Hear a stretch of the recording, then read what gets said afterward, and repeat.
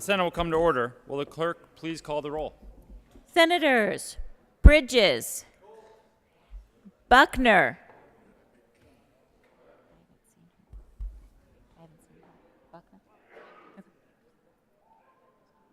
Excused.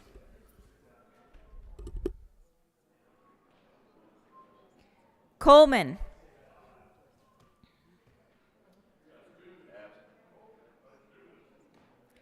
Coleman, Excused. Cook, Coram, Danielson, Donovan,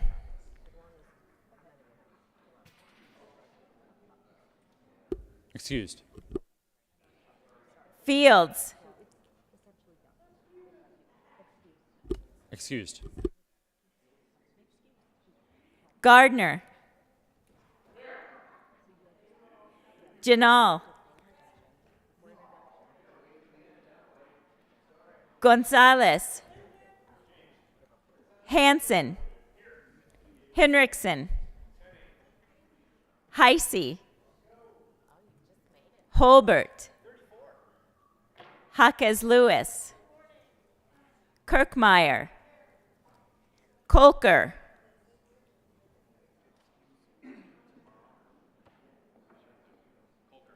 Kolker,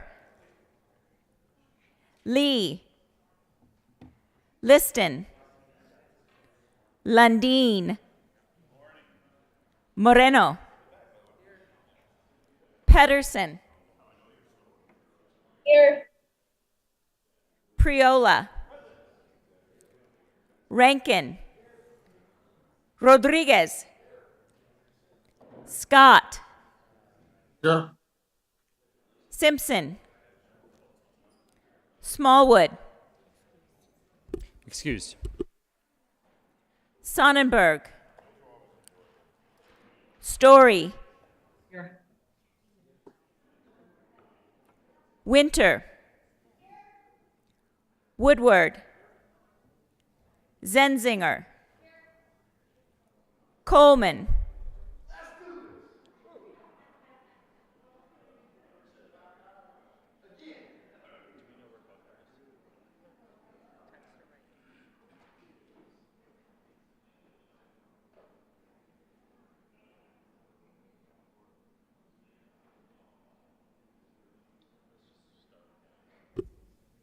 Mr. President, Here. With 31 ayes, or 31 present, 0 absent, 4 excused, we have a quorum. Will the good senator from Carbondale please lead us in the Pledge of Allegiance? Thank you, Mr. President. Members and guests, would you please join together in saying the pledge? I pledge allegiance to the flag of the United States of America and to the republic for which it stands, one nation under God, indivisible, with liberty and justice for all. Approval of the journal, Senator Rodriguez. Thank you, Mr. President. I move that the reading of the journal Wednesday, April 6, 2022 be dispensed with and the journal be approved as corrected by the Secretary. You have heard the motion. All those in favor say aye. All those opposed, no. The ayes have it, and that motion is adopted. Senate Services. correctly printed Senate Bill 197, correctly engrossed Senate Bill 156 and 184, correctly re-engrossed Senate Bill 451, 107, 130, 133, and 158, correctly revised House Bill 1222, 1264, 1329, 1330, 1331, 1332, 1333, 1334, 1335, 1336, 1337, 1339, 1341, 1342, and 1343.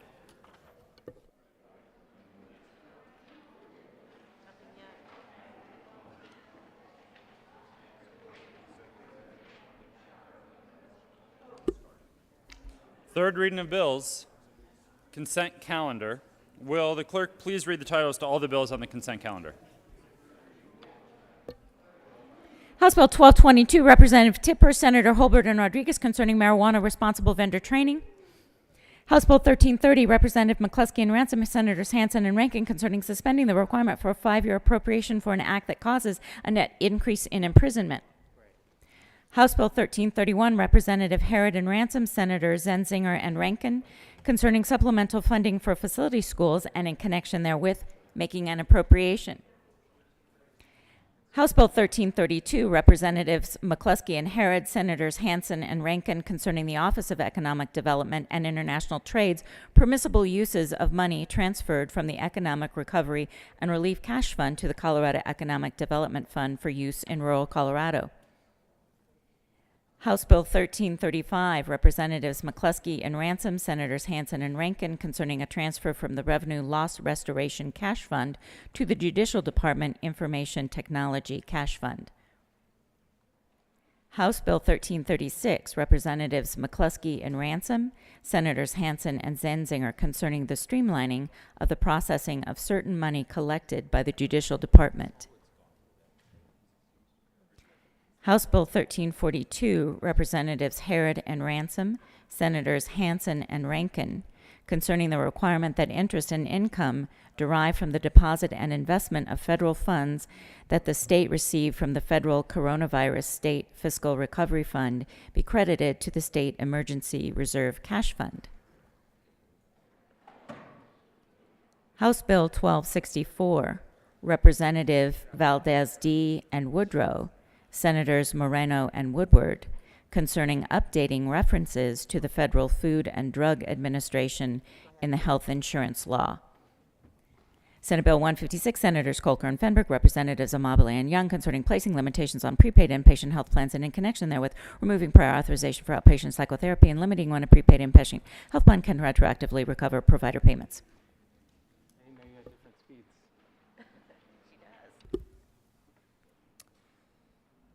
Majority Leader Moreno.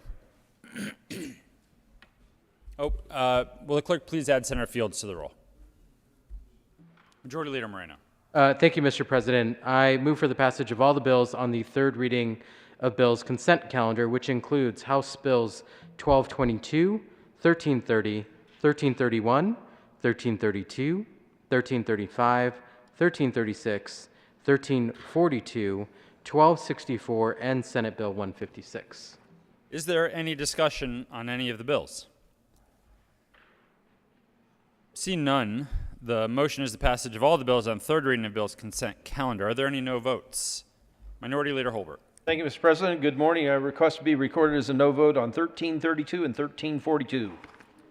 Minority Leader Holbert will be recorded as a no vote on 1332 and 1342. Senator Lundin, welcome back. Good morning, Mr. President. Thank you. It is good to be back.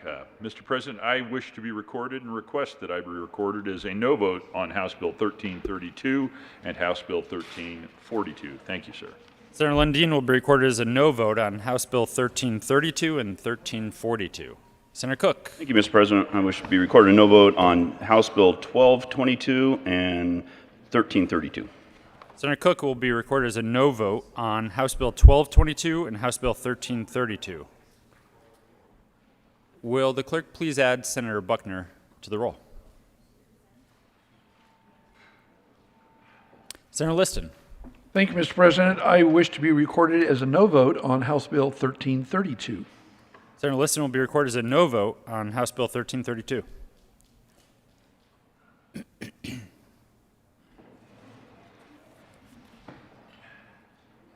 With a vote of 30 ayes, 1 no, 1 absent, 3 excused, House Bill 1222 is passed. Co-sponsors. Senators, Majority Leader Moreno, Gonzalez,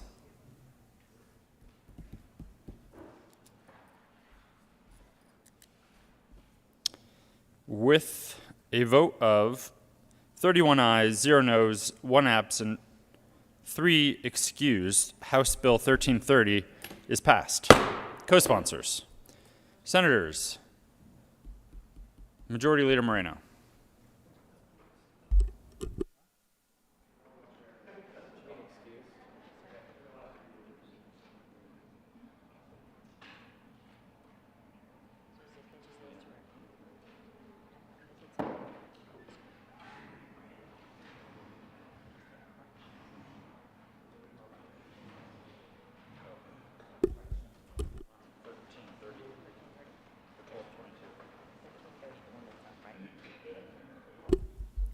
Correction. Thank you for catching that. The computer has caught up. And the vote count on House Bill 1330 is 31 ayes, 0 noes, 1 absent, 3 excused.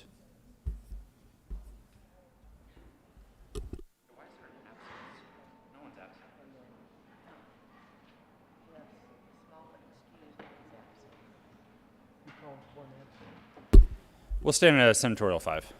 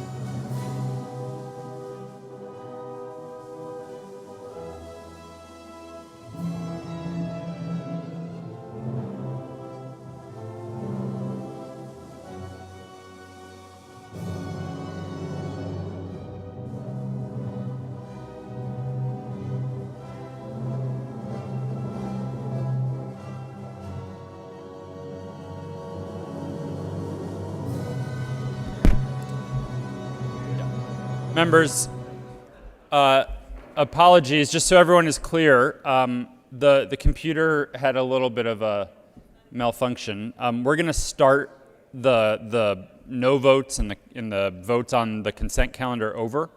We're not going to have Ms. Cole read the titles again. I think we satisfied that constitutional requirement, so let it be known. But we will have the majority leader move them, and then we will start from the top on asking people to submit their no votes for the consent calendar.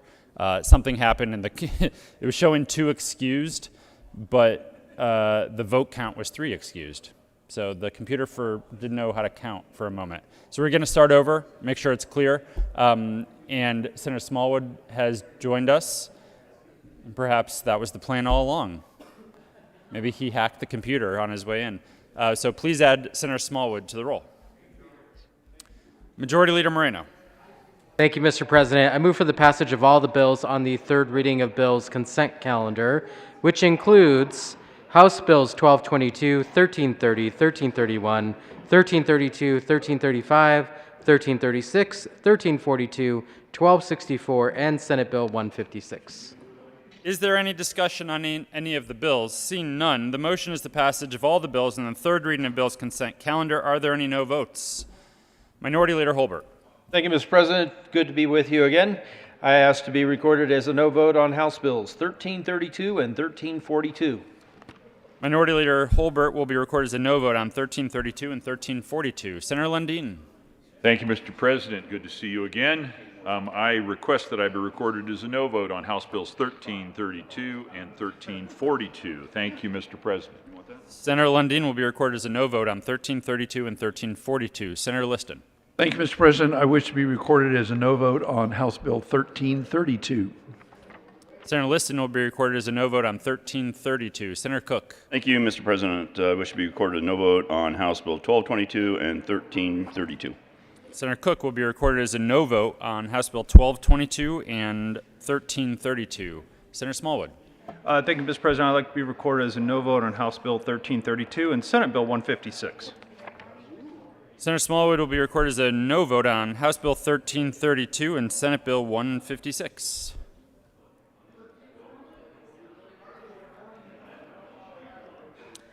With a vote of 33 ayes, 1 no, 0 absent, 1 excused, House Bill 1222 is passed. Co-sponsors. Senators Gonzalez, Majority Leader Moreno.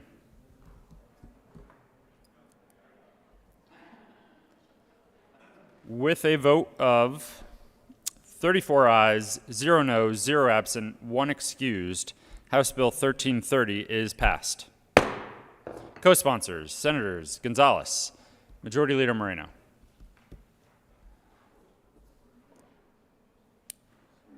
Story.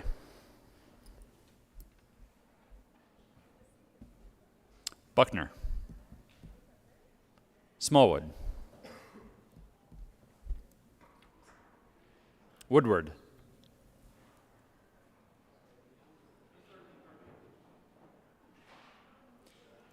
With a vote of 34 ayes, 0 noes, 0 absent, 1 excused, House Bill 1331 is passed. Co-sponsors. Senators Majority Leader Moreno, Lee, Gonzalez.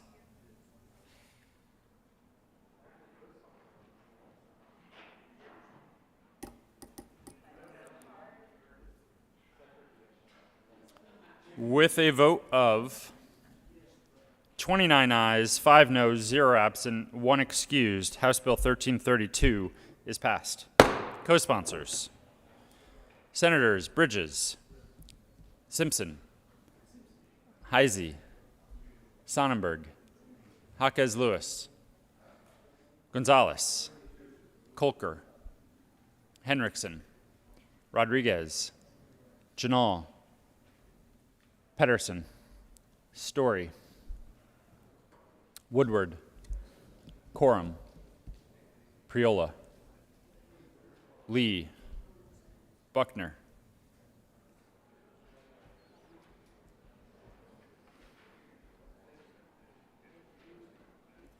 Please add the president.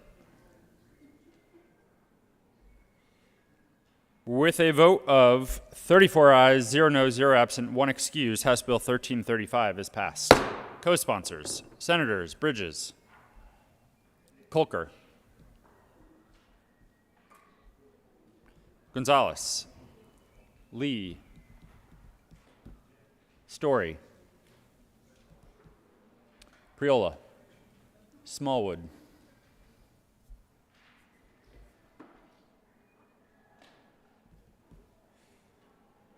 with a vote of 34 ayes, 0 noes, 0 absent, 1 excused, House Bill 1336 is passed. Co-sponsors, Senators Smallwood,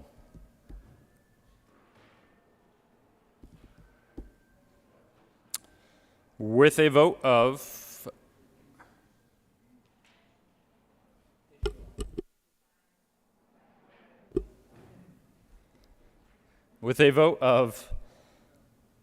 32 ayes, 2 noes, 0 absent, 1 excused, House Bill 1342 is passed.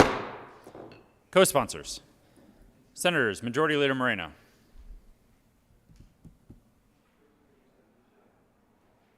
Gonzalez, Lee, Buckner, Pedersen. Please add the president. With a vote of 34 ayes, 0 noes, 0 absent, 1 excused, House Bill 1264 is passed. Co-sponsors, Senators Priola,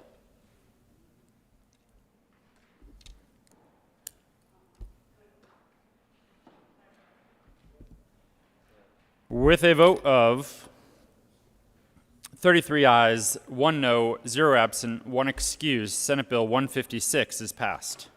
Co-sponsors, Senators Janal, Winter, Lee, Majority Leader Moreno, Buckner, Jaquez Lewis, Pedersen, Story, Gonzalez, Fields, Danielson,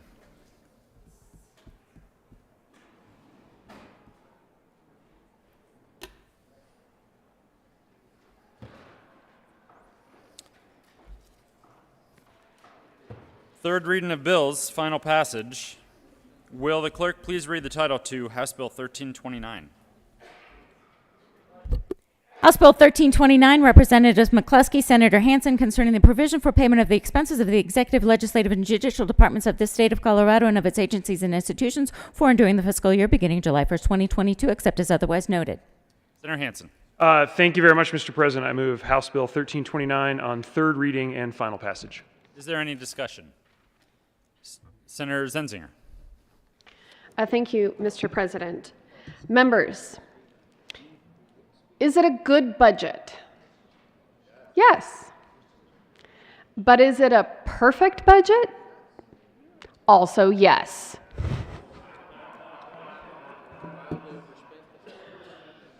Perfect can also be messy. Now, they say, and there is some truth in it, that a budget is a moral document, but they also say that a camel is a horse designed by committee. And there is some truth to that, too. Our Colorado budget is the work of many hearts, negotiated within the limits of our Constitution, drawing on the best ideas of our entire state, measured by our smartest analysts, debated, distilled, and perfected. We take our limited resources and try to spread them across Colorado's highest shared priorities in as prudent a way as possible. As JBC members, we ask the hard questions: is this the best purpose? Is this the best way? If we are less than perfect here, can we get a little closer there? Should we be the ones doing this at all? This was an extraordinary year, but to be frank, Every year is an extraordinary year. This year, we face the lingering effects of the pandemic, the fallout of the health crisis, the economic crisis, the disastrous fires, and the rebound. Federal money did help close many of these gaps, but it also added layers of complexity to a process that was already filled with volatility. Every budget represents years of work dovetailed together. This budget represents decisions we made years ago and decisions we made last week. They all played a part. Now, I was not on the Joint Budget Committee for some of the most critical days, and I was there for others. And while I will always be proud of my work on this budget, we all know and recognize that this was an even broader than usual team effort. We are enormously grateful to the staff of the Joint Budget Committee and to the departments. We are grateful to our staff here and in the other chamber. I am grateful to every legislator who has given voice to the needs and concerns of their district. And without question, the name of the majority leader who deserves to be in the boldest print at the head of this bill, assuming he doesn't hate where we wound up. But you can't please everyone. We will take the blame for the product, but we truly believe he deserves credit for so much of the work. And through the work of everyone here and with this budget, we will build a healthier and safer Colorado. We will prepare students for success. And we will, in fact, save people money. We are making record investments to improve children's health. We are making record investments in behavioral health.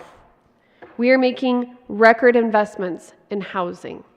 We are expanding services for people with intellectual and developmental disabilities, and we are improving our air quality.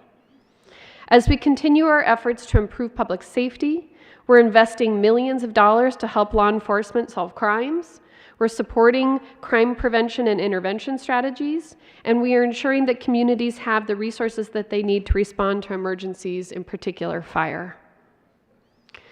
We will reduce fees for businesses and frontline workers like nurses, while boosting rural economies and saving Coloradans money on their property taxes. And perhaps, closest to my heart, we will direct significant resources to our classrooms, invest in our colleges, and expand early childhood education. To keep Colorado on this path from moving away from the crisis, through recovery, and on to new heights and a better future, I please ask for your aye vote on this long bill. Senator Rankin. Thank you, Mr. President. I won't go back over what the bill accomplishes. I think my colleagues will do that fairly adequately. But I do want to say, you know, this is my 8th year on the Budget Committee, in the minority the whole time. And frankly, I wouldn't want to work anywhere else in the legislature. It's demanding work. It's intellectually challenging. It's a lot of hours. But, you know, it's such an insight into government, you know, into state government. I think we all should be given honorary master's degrees in state government or something. I'm not sure what that would do for us in the next job. But, you know, we start the second week in November, and we basically meet every day. And even during the session, we meet every day. Whereas, you know, some of you get an afternoon off, as I vaguely remember. So, you know, it's rewarding in many ways, but one of them is being in the minority. It really is a team effort. I talk about that all the time, but I would say if you're sitting in our hearing room, staying awake, sometimes you can't tell the difference on, you know, who's a Democrat and who's a Republican, because we're trying to solve problems for the people of Colorado. And along the way, an interesting thing happens to you. You know, I didn't know, when I got on the Budget Committee, I didn't know about intellectually and developmentally disabled people. And I count myself a real champion now, just watching the real needs of people. There is a segment of our population that needs our help. We may not want to fund everything, but the ones emerge. I actually told myself, don't get involved in Medicaid. It's too complicated. There are too many programs in parallel, too many waivers, too much money. But that's what we talk about. We get involved in the rates for Medicaid intensely. I told myself, don't get involved in K-12 finance. You'll never understand it. And today I fight for, the programs and the negative factor on K-12 finance. So it's been a rewarding 8 years. But I always like to stop a minute, talk about two things. One's our staff. And I don't know, I know some of you avail yourself of that staff expertise. I've had a lot of jobs along my long checkered career, been fired from some, quit some, and I've worked with a lot of staffs. I have never worked with a group of people as competent, as dedicated, as hardworking as the Joint Budget Committee staff. And if you have a question sometime, just go around me and go talk to the staff, because they'll break their backs to answer your questions, and they, individually. And it doesn't matter whether it's a partisan question or whether it's a budget question.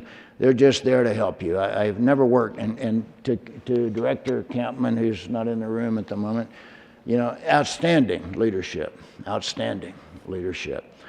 And the second thing I like to talk about is, the organization, the kind of people that work on the Joint Budget Committee. I'm looking at my good friend and past chair of the Joint Budget Committee, now the majority leader. The kind of discussions that we have to have, the kind of space we have to give each other. And believe me, I have been given a lot of space to represent the minority party over the years. So I just can't thank them enough. I go back to, our Representative McCleskey, good senator from Denver, who's our co-chair now. There's just a tradition on the Joint Budget Committee to do that. And I know that, there were a lot of amendments and we vote no, and we'll go to you'll complain about what we do in the conference committee. But, we try hard to be your representatives, because we always are conscious that we're trying to do the will of the legislature. So I just want to leave you with that thought. We really do have a tradition of teamwork and a dedication to the will of the legislature. And with that, I think this is a good budget. It's overwhelmed by the federal money that's flooding us. I want us to worry about whether we really can get all this work done and whether we can sustain these programs, because after we leave, we're going to leave a lot of spending in place, and it's going to be difficult to go back to a budget driven just by our own revenues. So I'll just leave you with that caution, and thank you for the opportunity to serve. Majority Leader Moreno. Thank you, Mr. President. And colleagues, it feels awkward to not be defending the work of the Joint Budget Committee this year. In my tenure at the Capitol, I have worked on 5.5 budgets, this being the half, because as we all know, I bailed out early. But wanted to obviously just take this time to extend appreciation to the members of the Joint Budget Committee and the incredible staff that supports the members of the Joint Budget Committee. This is long, arduous work. It's long days. And so very grateful for all the work that they've put in to this budget. A couple of things worth noting. This budget, as passed, hopefully soon passed by the Senate, is wildly out of balance. And, I thought I would actually enjoy the practice of getting to vote on second reading amendments to the budget more, but turns out it's overrated in my opinion. And I would have preferred just to vote no on all of them. But, The reality is that the Joint Budget Committee's work is not done because they have to go back and fix everything that we did yesterday. And so really grateful for the work that they will put into this going forward. And then just wanted to highlight that this long bill is the most, I would say, inclusive budget I've ever seen. And what I mean by that is that there is a lot of room in this budget for bills that every member of this chamber is working on. The Joint Budget Committee left aside large amounts of both one-time appropriations and ongoing to advance legislation that we all are working on. And so by doing that, they made us, whether they intended to or not, all a part, an integral part of this budget, because we all ultimately will pass bills that draw upon either those one-time dollars or the ongoing dollars that are available within this budget. And so for that, I do really extend appreciation to the members of the Joint Budget Committee, because you've provided space here to advance really important policy work, advance things that everyone in this chamber is working on. And for that reason alone, I think we should all be proud to support this budget. Minority Leader Holbert. Thank you, Mr. President. My last. I believe I was a no on my first, and I'll be a no on my last.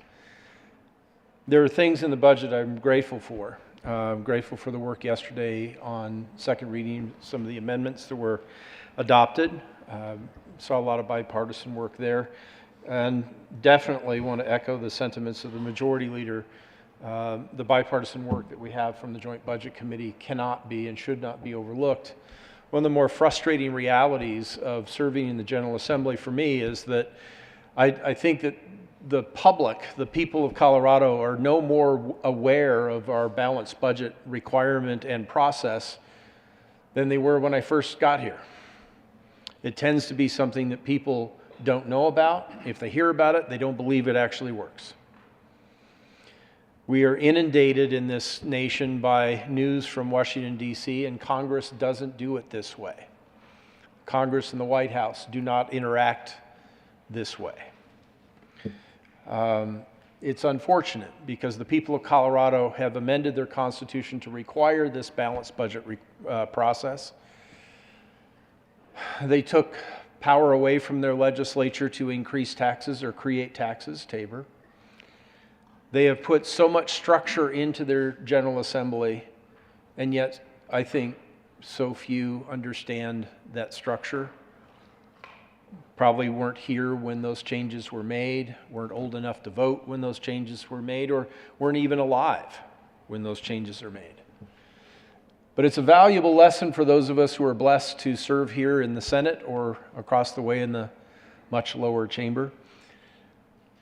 It's a valuable lesson for us, and I encourage those of you who will carry on. I am now 34 days away from the end, general session time. I really encourage you to talk with constituents, help people understand what this process is and how it differs from that in Washington, D.C. We have to pass a budget every year, and that budget must be balanced. I understand now. It's wildly out of balance right now because of the amendments that we passed, but with the good work of the Joint Budget Committee when they meet in conference, maybe yet this week or early next week, we will come back and we will revisit this and we will vote again, and it will be balanced because that's required. It's fascinating to try to explain this. I'm not a member of the Joint Budget Committee, and I'm grateful that I never had to be. As a dyslexic, I don't have the ability to sit and focus and read and concentrate. I need distraction, and the interaction of second reading is more my thing than sitting across the street for hours and hours and looking at numbers and words on paper. I can't do that. But I am grateful for their work. I'm certainly grateful for Director Campman and her staff. But I just encourage you, help people understand what goes on here, that they can only appropriate the dollars that we have or will have, and that fascinating dynamic of the fiscal year starting July 1st and ending June 30th, and we're here from January through May. And we've entertained, we've considered amendments to, we're about to pass on third reading a budget that eventually will be balanced based on projections for next year. And then those of you who are here next January, you'll start off with supplemental bills and rebalance this budget yet again, and then start this fascinating process that never really ends. But for me, it will. So proud to serve with all of you. Thank you to our three members of the Joint Budget Committee. Thanks for working together. Thank you for including requests from all of us. I know there's one little piece that I asked for months ago that's there. Thank you for that. I think concurrent enrollment will be much better for it. And for those of you who are next year, I hope you all will support the first budget that Chair Rankin will bring from the Joint Budget Committee. God bless you and thank you. Senator Hansen. Thank you, Mr. President, and I'm glad to know everybody has a dream here in the Colorado State Senate. Yesterday it was on full display, which is a good and important part of our process. Members, just a few closing comments as we get ready to take a final third reading vote on the long bill. I wanted to start with just highlighting a few things in my mind that stick out. This is my third and a half. To use the majority leader's construction, this is my third and a half budget. And it has been such a pleasure to be a part of this team and to step up as we just selected a new majority leader to finish this budget and bring it to you. What sticks out to me are 6 areas that are different. First, higher ed. This is an investment in our higher ed institutions that is really unprecedented. And after you adjust for inflation, we're lowering tuition next year. Think about that for a second. When's the last time that happened in Colorado? I can't find any evidence of it in the recent records. K-12 special ed. And as I said yesterday, the $80 million that we put into the categorical for special ed is because of the leadership of my colleague on the JBC. She has been steadfast in this mission, and we are in a position this year to do it in a very significant way. And I'm so proud to be a part of that, and I thank her for her leadership on this issue. Number 3, capital and maintenance. This is the largest amount we have ever put into capital and maintenance. Think about that for a second. For decades, because of a variety of factors, we have underfunded maintenance, and we have kicked the can down the road over and over again on taking care of our $17 billion capital assets. We took care of business this year, and I'm really proud of that.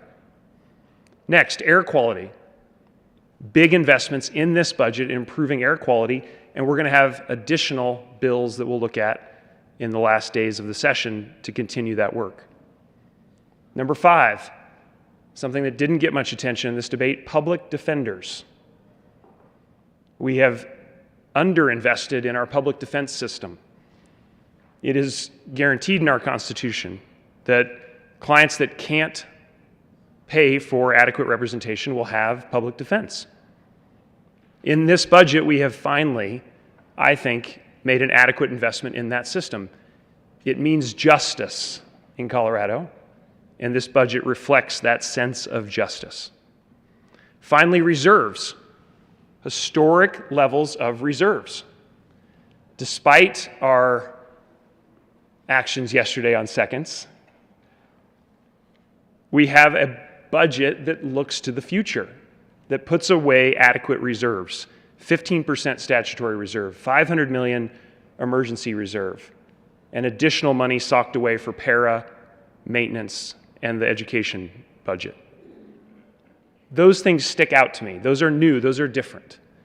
And that's part of what we've brought forward in this bill. I also want to echo the comments about bipartisanship. The JBC is the best place in the General Assembly because of that sense of teamwork. I love the work I thank you for letting me do it on behalf of the Senate, and I thank you for the great spirit of bipartisanship in which we approach the work at the Joint Budget Committee, and it brings us a better product at the end of the process. Last night I got asked if the Senate was full of drunken sailors after our second reading yesterday. I demurred on my answer. I will let the process continue to play out, and the conference committee looks forward to bringing you back a balanced budget. What we did yesterday left us $783 million out of balance. But we all are accountable for our own votes. I want to end with a few thank yous, which I think is so appropriate at the end of what is essentially 6 months of daily work to get to this point. You've heard the accolades for our JBC staff. I couldn't say them more strongly than has already been said. They are so responsive, so quick to chase down data that we might need for a decision, help us with historical context, help us with forecasts, so that we can bring you the best budget we can with our time and energy, and the JBC staff are just the absolute best at the Capitol. Finally, a few thank yous to my colleagues. And Mr. President, if you don't mind, I have a few tokens of appreciation that I would like to hand out.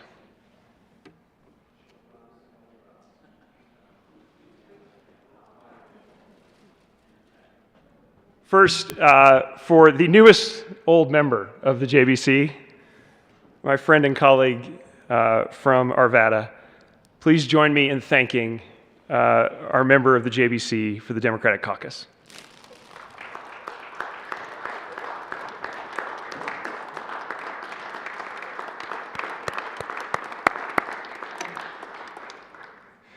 Next to the oldest old member of the Joint Budget Committee.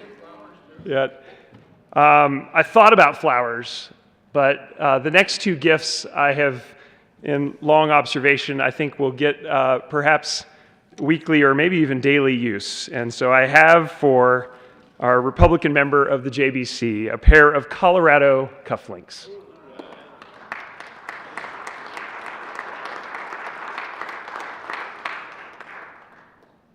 And for our recently departed member of the JBC, who has been a friend, a colleague, and a mentor in my 3.5 years on the JBC, someone who very selflessly rose to take up the mantle of leadership in the Senate. I'm so pleased to call him friend.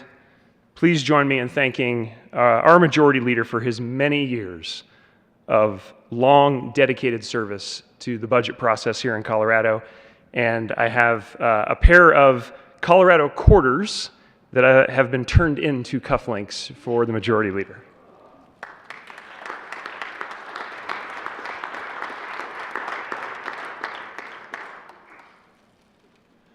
And with that, I ask for an aye vote on the long bill. Senator Lundin, would you like to go into your second 10 minutes that you started yesterday? Thank you, Mr. President. I will start with my second 10 minutes, assuming I can keep this under 10 minutes. I'm going to feel a little bit like a wet blanket after that very warm and, quite frankly, completely appropriate presentation of a budget and the honors to the members of the committee that created the budget. I would also like to begin with exactly where the previous presenter, speaker, senator ended, and that is an acknowledgement of the senator from Denver, who has brought us what was once balanced, and I assume will once again be balanced budget, and the work that he has put in over the last 6 months. I would acknowledge the good senator from Carbondale, who has the capacity to balance so many things so well and to find a way to represent a caucus that's in the minority in the pressure cooker, the crucible that is the Joint Budget Committee. And I would thank also the senator whom I refer to most affectionately as the former chair of the Education Committee for her work in the part of the year that she served on the Joint Budget Committee as well. And I would be remiss if I didn't acknowledge and also thank the Majority Leader and former Budget Committee member who is, quite frankly, in I think all of our minds, one of the quickest wits and minds and compendiums of information about the state budget. I will be, quite frankly, a firm no on this budget. And it's not because of the individuals that brought it and the hard work that they did and the staff that supported them. All of that deserves commendation and accolade, as we have just done. But it's rooted in the fact that this budget, at the end of the day, is an indication of what I would describe as runaway state spending, runaway state consumption of economic dollars that, quite frankly, belong in the pocketbooks of the people of Colorado when they are feeling an economic pressure unlike they've felt for years and years. This particular budget has some specific policy challenges that I will speak to in the next moment or two, but the reality is this budget is part of a budget that has grown dramatically faster year over year over year than the actual state economy. Since 1997, when we had a state economy with a nominal GDP or state gross product of $136 billion, that economy has grown at the incredible pace since 1997 of about 3 times since that time. So let me put that a different way. Since 1997, the real economy of Colorado has tripled from $136 billion to about $421 billion. Meanwhile, the state budget in aggregate has grown from about $10 billion to now, this year, all sources, enterprises, and all efforts of state government combined, to almost $60 billion, or a growth of 5.6 times. So while the real economy tripled in size, the state budget has grown by 560% over that same time. It's increased, that's actually 5,600%. It's grown by 5.6 times. The reality is the state budget's growing dramatically faster than the real economy. And what happens as you do that, you're consuming more and more and more as a percentage of the real economy, which leads to a place where you are consuming your seed corn, so to speak. I'm a kid who grew up in Nebraska. The reality is you're consuming that with which you would create tomorrow. We've gone since 1997, where the state budget was 7.9% of the gross product of the state, to today, no, that's not accurate. A year ago, and it's even more now, we don't have the figures projecting forward that this budget will bring us to, but we've gone in 1997 from 7.9% of the gross product of the state to today 14.5%. We've almost doubled the percentage of consumption out of the real economy that the state government takes. So to the specific challenges I have with this budget, I am grateful, quite frankly, for the process. I'm grateful that the Joint Budget Committee has been working to fold into the way they look at the way we create a budget, evidence-based processes. You heard a little bit about that during the second reading debate. I was listening in, even though I couldn't be here with you yesterday. A process by where the Joint Budget Committee is being very thoughtful in trying to use metrics to make a better control and a better budget result. You have all had, and we continue to engage in, offers of engagement with the Joint Budget Committee, we as members, to continue to interact. And quite frankly, I've still got a couple on the table where I have asked from the beginning, from the very first day of this session, let's put this piece in the budget, because I think this would, in fact, generate the best outcome for the people of Colorado. And I will continue to ask, and some of those requests remain live, and I hope we'll be able to keep them live as we move forward. I am grateful that we are in this budget increasing the funding of special education. I think that's important. But I am disappointed that an amendment which was put on yesterday, which is a significant amendment, it's 2/3 of that $700 million of drunken sailor spending, as it was characterized, that is actually $500 million of that is money that should be going to the teachers and students of Colorado. It's money that's on the budget today in this moment, but I have no confidence it will come out of the budget committee, the conference committee, excuse me, still a part of this budget. That's $500 million that was added to the budget on second reading by the chair, as validated by this body, that will go to conference committee. And the question is, what will come back? Will that $500 million for the students and teachers, there was a footnote, colleagues, on that amendment that said at least half of this $500 million will go into the paychecks of teachers. Will that still be on the budget when it comes back? I have a challenge and question about the reserves. We have for years, more than 30 years, the state of Colorado has existed with a net reserve, an emergency reserve, a combined reserve, a para-reserve, a School Finance Act reserve of about 3.3% of the state budget. We talked about how big that budget has become, how inflated that budget has become. This budget has a 15% plus reserve, almost $3 billion, which we're going to put on deposit at 2%, while the real economy is running at a hot inflation rate of at least 7%, probably 8%. The concrete and asphalt and steel girders that are necessary to build and repair the roads and bridges of Colorado, they're going out the door today at an inflation rate of 15, 20, 25, 30%. That's practically financial malpractice to say, I'm going to put this on reserve at 2%, when in fact that which we know we must buy is going to cost 25, 30, 40% more. Next year, what's it going to cost 2 years from now, 5 years from now? It'll be even more when you compound that 15, 20, 25% inflation rate. So I believe it's a tragic financial mistake to not be investing in the real economy of Colorado and instead be reserving money for the purposes of state budget at a year in the future.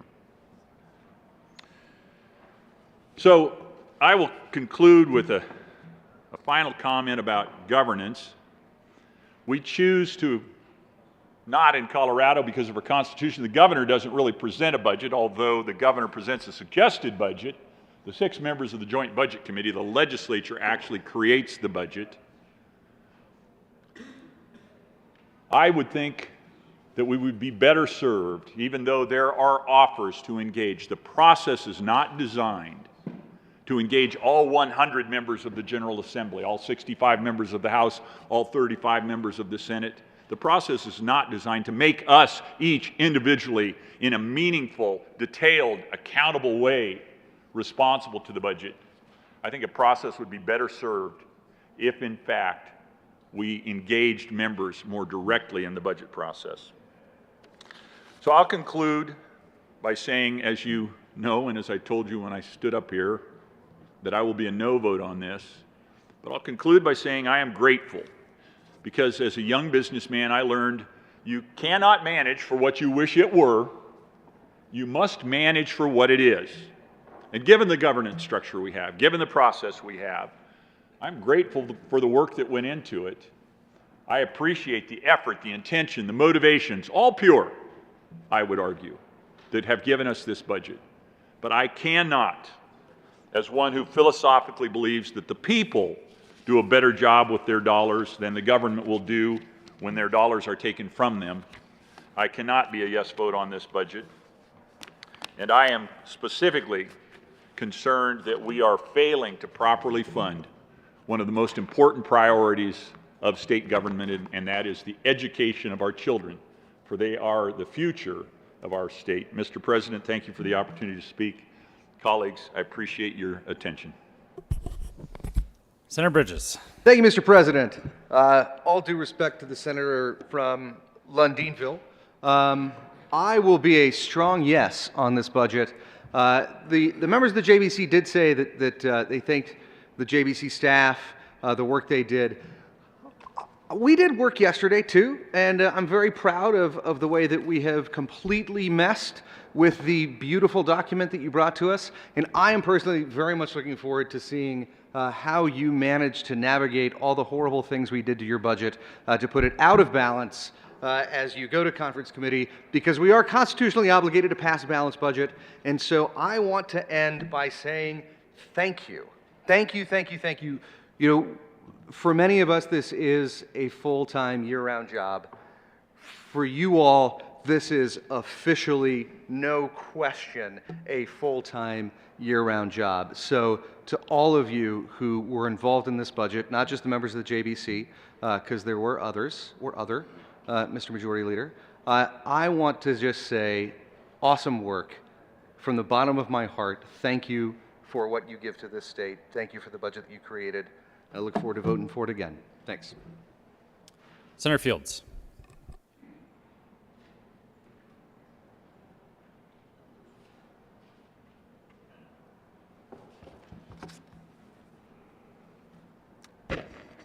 Good morning, Mr. President and colleagues. I stand here today in strong support for the budget that we just passed, or we will be passing very soon. I can't tell you how proud I am of the work that has been accomplished. When I think about the many months that you've spent looking at spreadsheets, processing all those numbers, looking at what the governor presented in his proposals, and then looking at the agenda in reference to some of the bills that need to be funded, all I can do is say, job well done. The work that you do is tedious. It's hard work. But somehow each year we get it done. We balance the budget. And so I'm going to just share some of the highlights that I really appreciate about the budget, and some of them have already been addressed. But I felt like I needed to add to the comments that have been shared. First of all, there's been a lot of discussion about education. And if you look at the budget, I believe it's $7.19 billion will go to K through 12. That is an 11.7 increase from last year. We're investing in the minds of our future. It's an 11% increase. We are reducing what used to be called the negative factor when I came in by $250 million. Making good on our promise that we made a long time ago, over 10 years ago, that we were going to restore those districts back to the harm that was taken when we cut some of the budgets due to the shortfalls that we had in the budget. I think next year around this time, there will be a zero balance. That's my hope. That's my desire. We also heard mention about special education. Some kids are struggling with dyslexia or other learning disabilities. We're investing $80 million. That is a 40% increase, because not all kids come to the school with the same level of ability. Some kids need special help. Increase, 40%, $80 million. That is good work. Higher education, $5.4 billion. In higher ed, I am hoping that students will see a reduction in tuition based on the contributions of this budget, $5.4 million. Early childhood. Early childhood education, huge investments. We're setting kids up for success.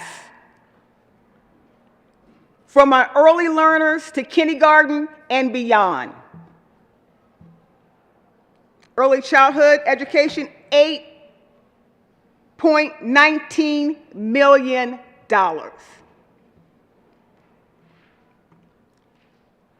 Healthcare, $14.2 billion in funding. That's a 5.4% increase. And we're just not talking about physical health. There is even more investments as it relates to behavioral health. $13 million.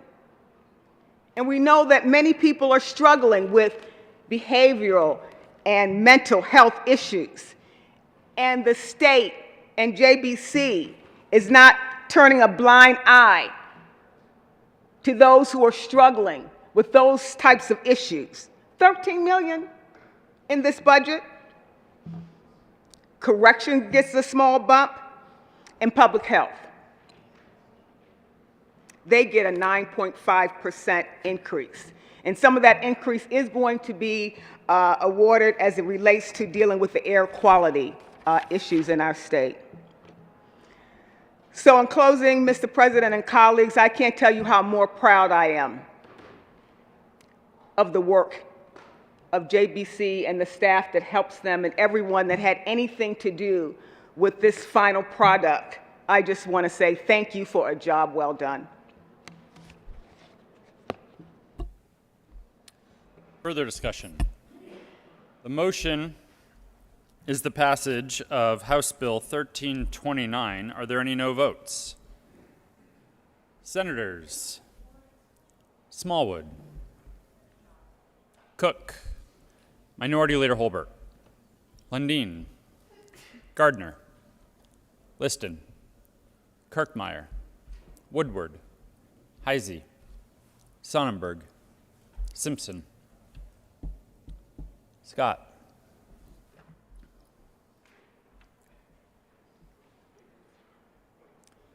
With a vote of 22 ayes, 12 noes, 0 absent, 1 excused, House Bill 1329 is passed. Co-sponsors, Majority Leader Moreno. Senators, Jaquez Lewis, Fields, Gonzalez, Buckner, Lee, Story, Pedersen, Winter, Kolker, Henriksen, Coleman, Bridges, Janal, Priola. Please add the president.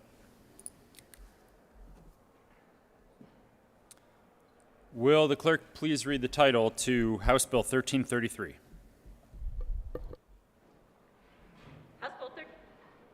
House Bill 1333, Harrod and McCluskey, Representatives Harrod and McCluskey, Senators Zenzinger and Rankin, concerning an increase in the minimum wage for nursing facility employees and in connection therewith making an appropriation. Senator Zenzinger. Thank you, Mr. President. I move House Bill 1333 and ask for an aye vote. Is there any discussion? Seeing none, the motion is the passage of House Bill 1333. Are there any no votes? Senators Sonnenberg, Minority Leader Holbert, Lundin, Kirkmeyer, Smallwood, Woodward, Liston. With a vote of 27 ayes, 7 noes, 0 absent, 1 excused, House Bill 1333 is passed. Co-sponsors, Majority Leader Moreno. Senators Bridges, Jaquez Lewis, Henriksen, Gonzalez, Buckner, Pedersen, Story, Winter, Kolker, Janal, Rodriguez,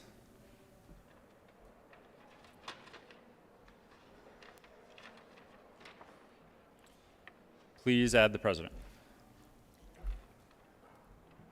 Will the clerk please read the title to House Bill 1334? House Bill 1334, Representatives Harrod, Senators Enzinger, concerning the collection of an administrative fee from an agency that receives commodities through a food distribution program. Senator Zenzinger. Thank you, Mr. President. I move House Bill 1334 and ask for an aye vote. Is there any discussion? Seeing none, the motion is the passage of House Bill 1334. Are there any no votes? Senators Sonnenberg, Gardner, Liston, Kirkmeyer, Woodward, Smallwood, Cook, Lundeen, Heisey, Minority Leader Holbert, Scott. With a vote of 23 ayes, 11 noes, 0 absent, 1 excused, House Bill 1334 is passed. Co-sponsors: Senators Gonzalez, Fields, Pedersen,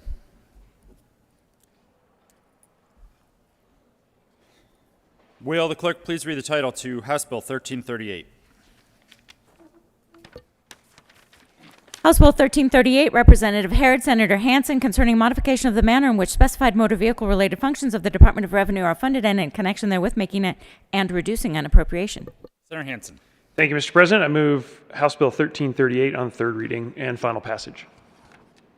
Is there any discussion? Seeing none, the motion is the passage of House Bill 1338. Are there any no votes?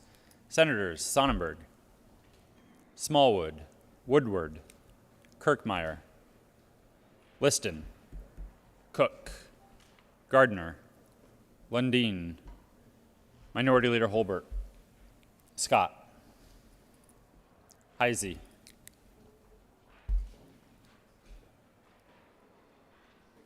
with a vote of 23 ayes, 11 noes, 0 absent, 1 excused, House Bill 1338 is passed. Co-sponsors: Senators Majority Leader Moreno, Gonzalez, Fields,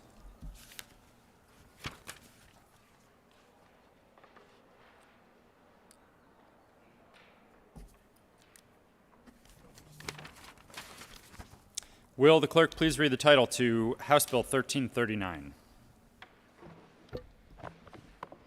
House Bill 1339, Representatives Harrod and McCluskey, Senators Zenzinger and Rankin, concerning the Colorado Drives Vehicle Services account of the Highway Users Tax Fund and in connection therewith merging and licensing services cash fund into the account and requiring account investment earnings to be credited to the account.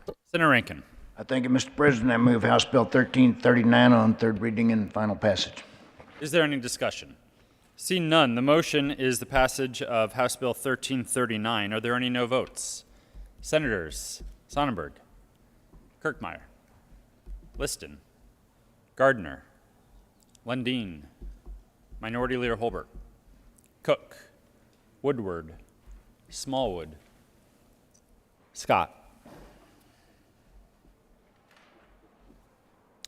With a vote of 24 ayes, 10 noes, 0 absent, 1 excused, House Bill 1339 is passed.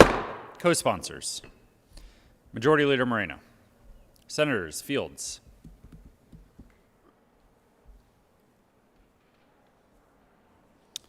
will the clerk please read the title to House Bill 1341? House Bill 1341, Representatives Harrod and McCluskey, Senators Zenzinger and Rankin, concerning measures to ensure that the marijuana tax cash fund is in balance. Senator Zenzinger. Thank you, Mr. President. I move House Bill 1341 and I ask for your aye vote. Is there any discussion? Seeing none, the motion is the passage of House Bill 1341. Are there any no votes? Senators Sonnenberg, Kirkmeyer, Cook, Lundeen, Woodward,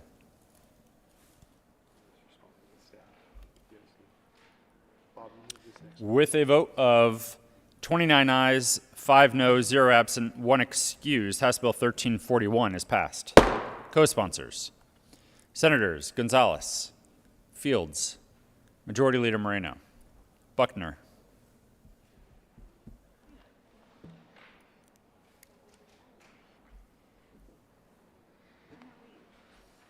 will the clerk please read the title to House Bill 1343? House Bill 1343, Representative McCluskey and Ransom, Senators Hansen and Rankin, concerning state revenue retained and spent under the authority conferred by the voter-approved revenue change referendum C. Senator Rankin. Thank you, Mr. President. I move House Bill 1343 on third reading and final passage. Is there any discussion? Seeing none, the motion is the passage of House Bill 1343. Are there any no votes? Senators Sonnenberg, Kirkmeyer, Lundin, Minority Leader Holbert. Scott.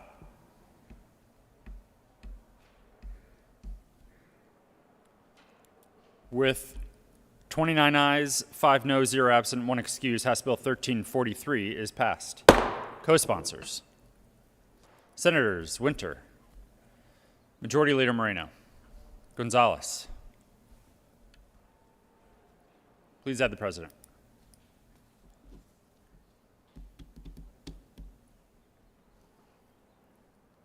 Will the clerk please read the title to Senate Bill 184?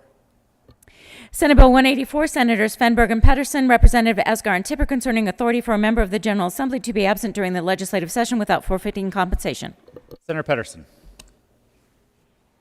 Thank you, Mr. President. I move Senate Bill 184 on third reading and final passage. Is there any discussion? Senator Heisey. Thank you, Mr. President. So I'm up here to explain my yes vote. Now, whether this should be in rule or should be a statute, I don't know. We're the legislature. If all you are is a hammer, everything looks like a nail, so statute is what we do. However, a lot of our job description is in the Colorado Constitution, so maybe this is the appropriate place for it. Is 12 weeks the right number? I don't know that one either, and I don't want to be on the committee to figure that out. So that's in the bill. I know my dad, he probably had one day off when us 4 kids were born. He was farming when a couple of us were born. By the time the 2 younger brothers got there, he was managing a gas station. Actually, they were called service stations in those days because they not only fixed your car, but they washed your windshields. When my kids were born, I took one day off for each one of them. But times they are a-changing.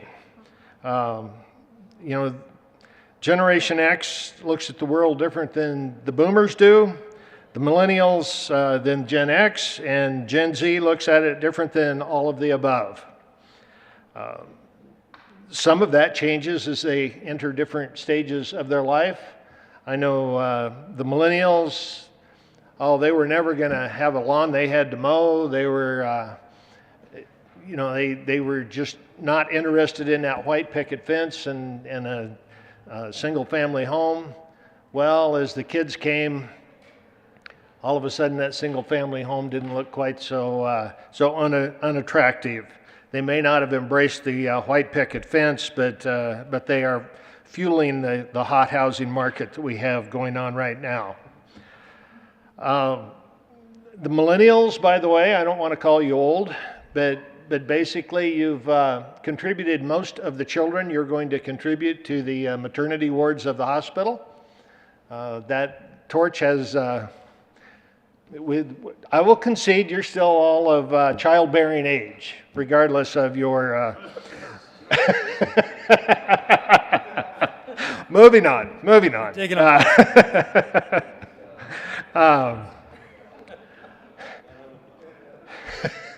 But times they are changing. And I just want to say it's not all bad. I'll be voting yes. Senator Gonzalez. Thank you, Mr. President. With all due respect, okay, boomer.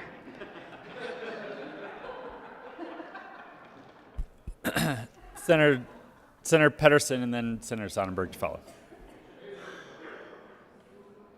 Senator Pedersen, yep. Thank you, Mr. President and members. I wanted to say something yesterday, but Davis had just got back from daycare and was having a meltdown. So Happy to be able to speak on third reading. This came about when, for the first time in Colorado history, we were contemplating maternity leave. Some people said that I had some of the worst timing with my pregnancy. As you know, it was in the beginning of session, and we had never had to look at what it looked like for an extended period of time of being gone. And it was brought to my attention that in our statutes, it actually only gives you the ability to continue to get paid for extended leave if you have a long-term illness, which is just reflective of how outdated our statutes are. And unfortunately, is also reflective that it was not, we don't have a legislature that was created to be accessible for women. It wasn't even contemplated on being on leave for maternity leave. This is also inclusive, it's parental leave, and this just guarantees that you're not going to be docked pay if you have to take this time off during session. It doesn't make it so that you have to take this time off. It's up to you as an individual in making sure that you don't have to actually request the exception with leadership. And so I want to thank the president and our leadership for supporting me in that journey. And we need to make sure that everybody has that same opportunity in the future. And I ask for your support. Senator Sonnenberg. Thank you, Mr. President. As one of the old guys that will never produce children again, you can be thankful for that, and non-millennial, I am old school, and I struggle utilizing taxpayer dollars to pay for not working. And I don't have an exception for mothers and fathers regarding raising children. From my perspective, I struggle with it all the way around. I'm going to be a no because this will incentivize people to not represent their district, to not be here to vote, to represent the 180,000 people that rely on them. And fundamentally, and Mr. President, I appreciate the discussion yesterday, fundamentally, I struggle with paying somebody when they're not doing their job. Thank you, Mr. President. I'll be a no. Senator Winter. Thank you, Mr. President. I raise in strong support of this bill because if we want a robust democracy, we need all voices at the table. To imply and say that someone having a family and taking the leave they need to raise that child is not representing their district and they're not working, we need those people in this room making decisions about childcare, making decisions about taxes on diapers, for example, because those are the folks facing those challenges every day, and people in our districts face those challenges every single day. And to say that parents and working mothers who need this leave, if they take this leave in this body, aren't representing their district, I say, actually, we're representing our districts better than we would otherwise when we have diverse voices. And I take exception to say that if we have leave, we're not doing the work and we're not representing our constituents, because actually, I think we're doing a better job when we mirror our constituency. Senator Smallwood. Thank you, Mr. President, colleagues. I might have voted no for this bill a few weeks ago. I made a commitment to all of you standing here that I would redouble efforts to commend parents in this state and do what I could to encourage women to make the decision to start and raise a family. So I think I understand what my friend and colleague from Sterling's talking about. It's difficult when everything we do here is using taxpayer money, whether it's federal funds or cash funds or general funds. But we also have to be wearing the hat of an employer as well. And we don't have other sources of revenue to take care of those employees other than taxpayer funds. And what I would ask all of us is, do we want to be an employer of choice? Do we want to have the best and the brightest and encourage the best and the brightest to be here, whether it's legislators or working in OIT or working at DMV? Do you want the best and the brightest, or do you want to underpay and provide lousy benefits and see what kind of workers that attracts? And then we'll all stand here wondering why government doesn't work very well. So this is a difficult position to be in, because again, I agree with my colleagues. Everything we do is using taxpayer funds, and we need to be good fiduciaries of that. And sometimes being good fiduciaries of taxpayer money means doing whatever we can to attract the best and the brightest. Maybe that doesn't happen in this room. I know I'm not the best or the brightest. Maybe you are. But I think this is a necessary step forward to not be a hypocrite, to not say that we want women in our state to make the right decision, what I think is the right decision, I should say. And this is one small step towards that. So I'm going to be a yes vote on Senate Bill 184. Senator Danielson. Thank you, Mr. President. I rise in support of this bill to allow for members of this body to take parental leave. As you all know, I recently took maternity leave, the second person in the history of the state to do that. It's 2022. Like my colleague mentioned before, we have to have a body that's reflective of the state that we represent.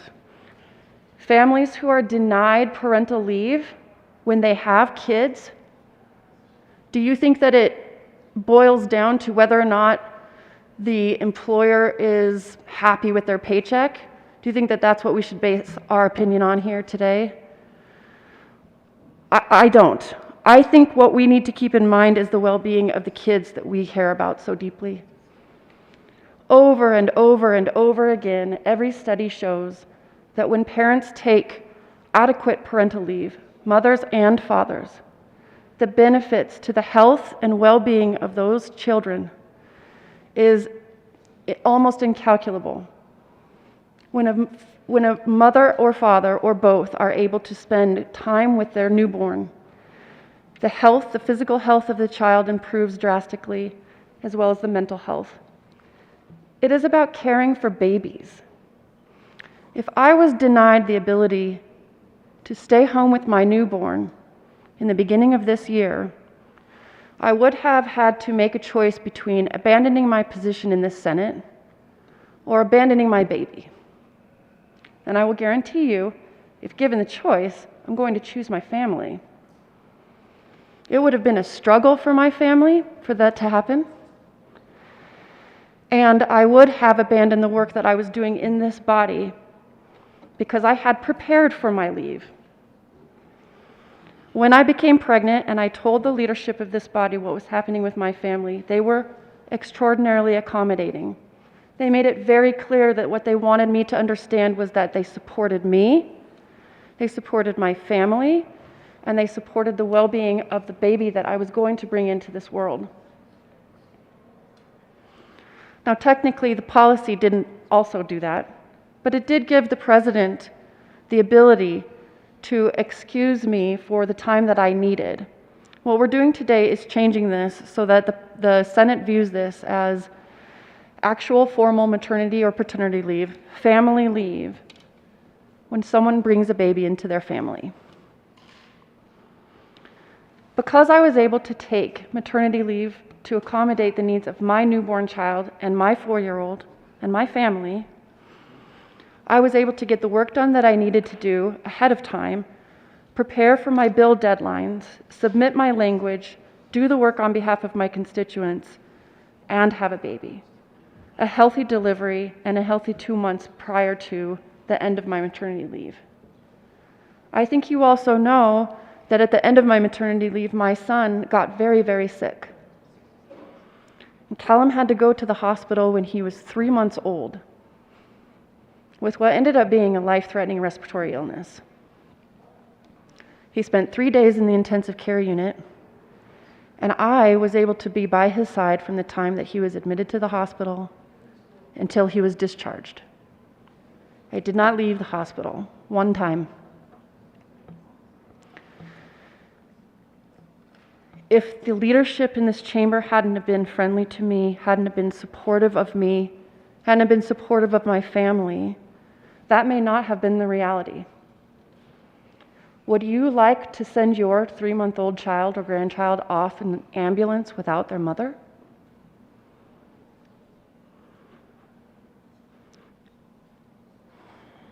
We're not just talking about the bottom line of the legislative budget. We're talking about the well-being of babies, the upbringing of children, the physical and mental health of kids that we care about, and putting our money where our mouth is, quite frankly. There is no one in my district who felt that I left them unattended during my leave. And so to insinuate somehow that I was not doing my job as a senator because I chose to have a family is inaccurate and insulting. We need to catch up with the rest of the state. The families across the state demand that we support parental leave for them. That is where they are at. That is the support that they require in their own jobs and their own households. We should not be in the business of excluding people from serving in this body because they happen to be parents, or they choose to become parents while serving. It's important that we take this first step today so that this body is more reflective of the people that we represent inside this chamber.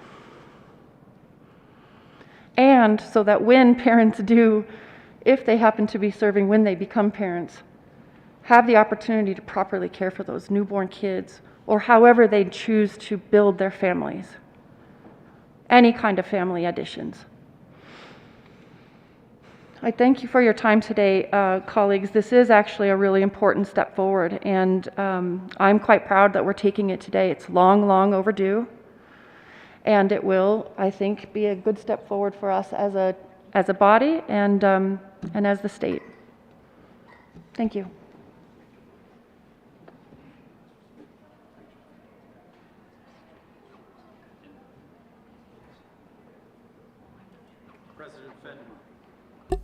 President Fenberg. Thank you, Mr. President.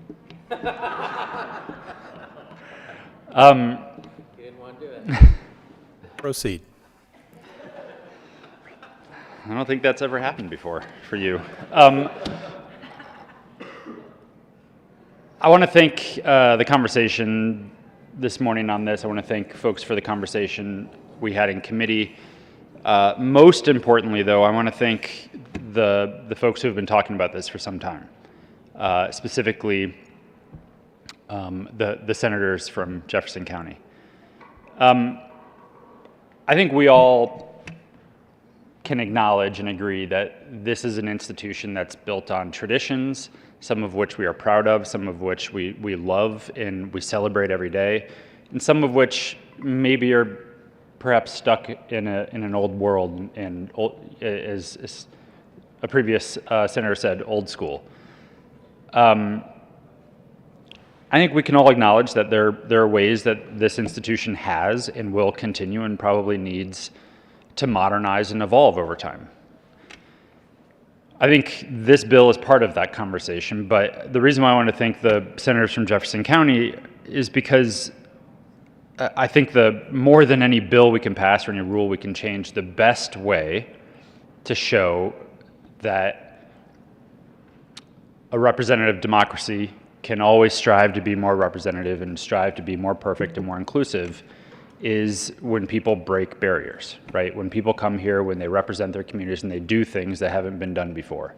And the conversations we collectively have had, partially because of the birth of senators' children, I think has helped this institution move to a place where it needs to go.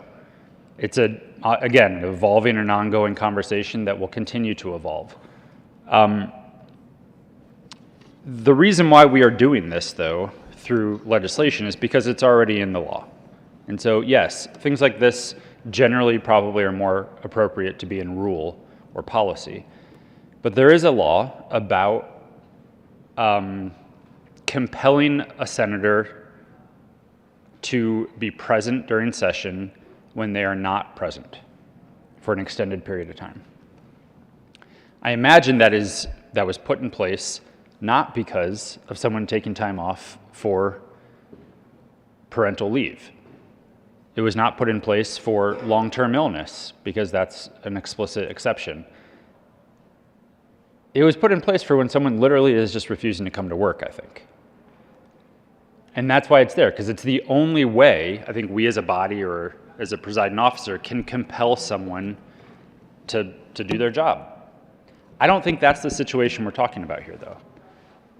And so the question is, should the state, should this institution, by force of law, be able to compel someone by threatening to cut off their wages to leave their family in a time where it's probably most critical that they're available and there? I don't think so. I don't think that's what that law was originally put there for. I don't know when that statute actually was put in there, but I'm guessing it was at a time when this wasn't a very common concept that would be happening very often, so it wasn't as relevant. Clearly it's relevant now, and it is something I think we should all embrace moving forward on. I appreciate the hesitation on this from some. I get it. I think on paper, I can see why it seems weird to say, yeah, if you don't come to work, you can still get paid. I don't think that's what this is about. This is saying that somebody shouldn't have to choose between being a representative for their community and running for office and doing that public service or having a family. You can do both.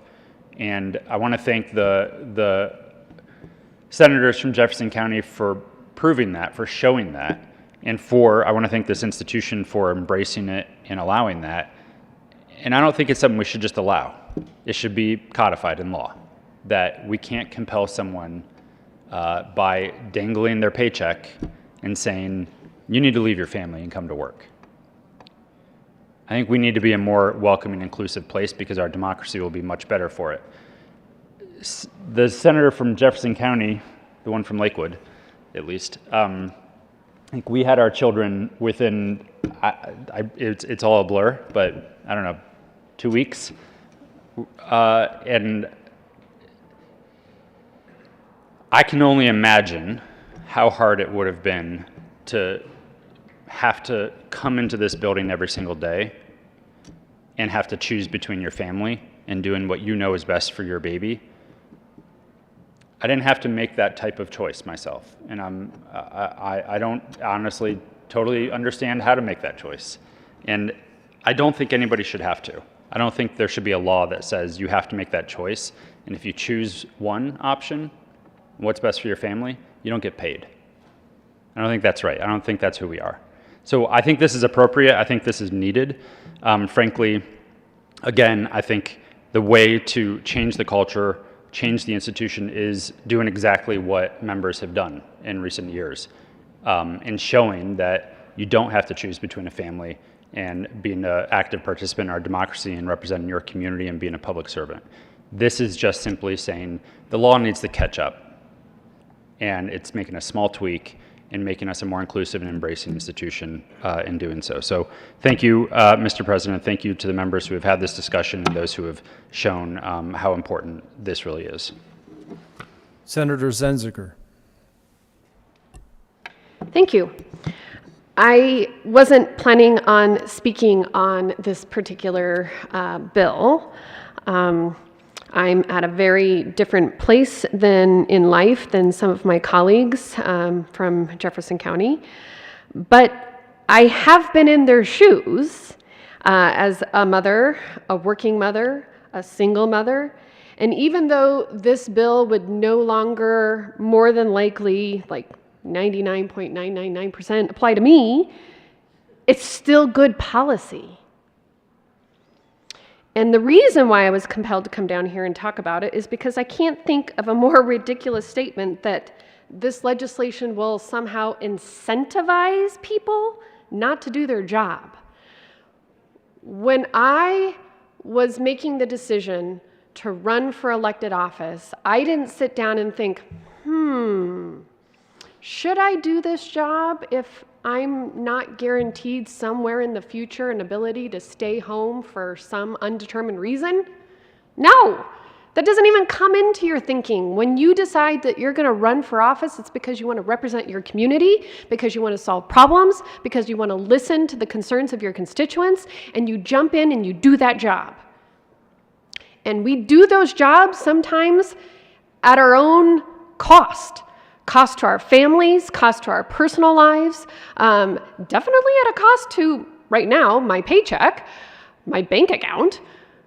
But it doesn't matter because it's not really about that. It's about representing your community and doing a good job representing your community. And I cannot think of a single instance in which this particular policy would incentivize a single legislator to not do their job and to want to just sit around and not work and still get paid. So the reason why I am down here is because I think that this is good policy.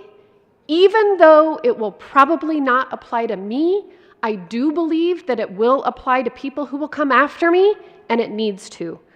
So I very much encourage your aye vote. Senator Quorum.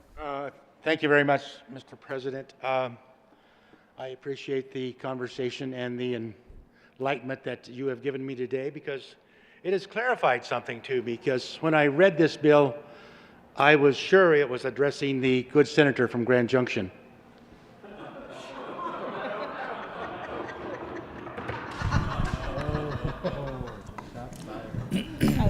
Senator Gardner. Thank you, Mr. President. And Mr. President, I appreciate the President's remarks and thoughtfulness about this issue. I'm a yes, I'm a no. I don't know, there'll come a time when the President calls for the vote and I'll vote.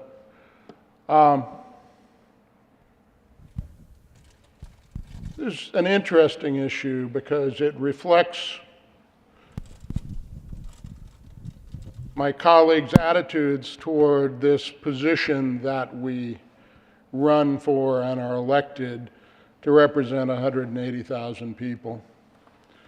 It's not a job. It is a job, but it's not a job. And if you think of it as a job, I'm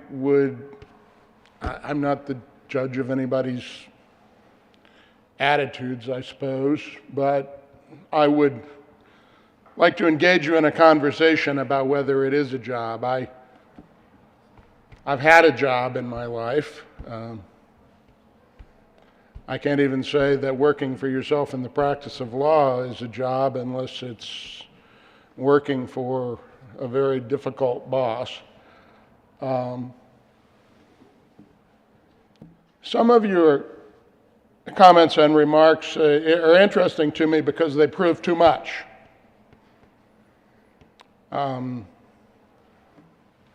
One colleague said, we need to do this because we need the voices in the room. Well, we do, in the room.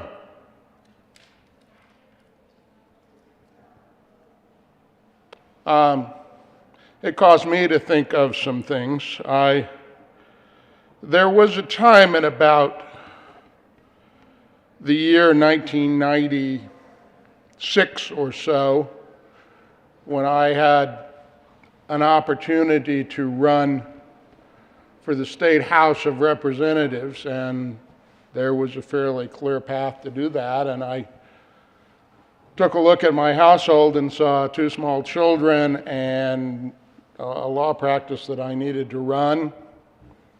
And I decided that wasn't the time to do it. It was regrettable to me at the time, but I made some choices and decided that was what was the right choice. The reason I say that is because people say, well, you shouldn't have to choose. And while I do think it's incumbent upon employers to facilitate the employment and continued employment of good employees, this idea that you shouldn't have to choose in life is a false one, because we all have to choose in life. I think of some things that have occurred in these chambers. I know when a member was some years ago called into military service, he was gone for quite some time. I have a great deal of respect for him, and this was common in the United States Congress for a while during the World War II years, but I've always scratched my head and said, I respect that service, but I wonder about those constituents, which sort of brings me to my point. I looked at this statute. I wasn't really, sorry to say, I wasn't really aware of it until a few months ago. As you know, I've been here several sessions, but it just didn't really register with me. I come to the podium and request my excusals based on my own conscience and my own life and my thoughts about what I think my constituents expect. And I kind of think what's wrong is the statute's existence at all. Now, I know many of my constituents will say, no, that needs to be there. I think whether you show up at all is in many ways between you and your constituents. And if they elect you and you don't show up and that's okay with them, I don't think that's good government, but if they want to put up with that, they elected you. And I know that working for everybody is a little like working for nobody, except when you open your email every morning or you go home and walk down the street. You don't even need to do the town hall. You go walk down the street. So I actually think the real problem is the notion at all that there's a statute that says we're going to take money from you if you don't show up. It's not a job in the traditional sense of the job, because if it was, we'd have a leave balance, and at some point when you didn't show up for the position, no matter what the reason was, you'd hit the end of the FMLA session or allotment, and your employer would have to make some choices about whether, as much as they wanted to support that, they had a position to fill. There's a function that has to be performed. So much of the argument around this, to me, has been a bit wide of the mark. I say that respectfully, but a bit wide of the mark, because it argues about a workplace out there that has 50 FTEs, and whether it's a call center or an architect office with a production expectation to turn out money to create dollars bring in income, so on and so forth. It's not what we do here, and in fact, it's a fallacy to measure our production by numbers of bills. So I appreciate the discussion. I think it's an important discussion. I think a lot of the thinking about this is, as I say, a bit wide of the mark. If your constituents find it acceptable, if they believe that your representation is such that whatever accommodation you have to make is acceptable for you to be here, I don't think it's my business to dock your pay because you're not working on an hourly basis. Some of you work 24/7 and some of you work 7. Some of you are more effective in 7 than some of you are in 24/7.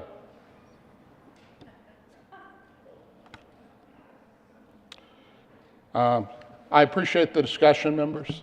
Vote as your conscience would have you, but I hope I have provoked some thought about what is this thing that we are elected, not hired, elected to do, and whose expectations must we fulfill and be responsible for. And I would suggest it's not yours or yours or yours, but a set of people who sent me here. And if they believe that my being here, as opposed to the other people who stepped up and wanted this office, that I was the one, and if they're willing to say, Bob, on an occasional Monday, because you have a business in Colorado Springs, you need to take off, or because you're now not in your 40s, but in your 60s when you decided to run, maybe you need to make that medical appointment. If that's fine, then I suggest it's between me and my constituents. I thank you, Mr. President, and I thank you, colleagues, for listening. Senator Fields. Thank you, Mr. President. I stand in strong support for Senate Bill 184. And the bill title is concerning the authority for a member of the General Assembly to be absent during the legislative session without forfeiting compensation.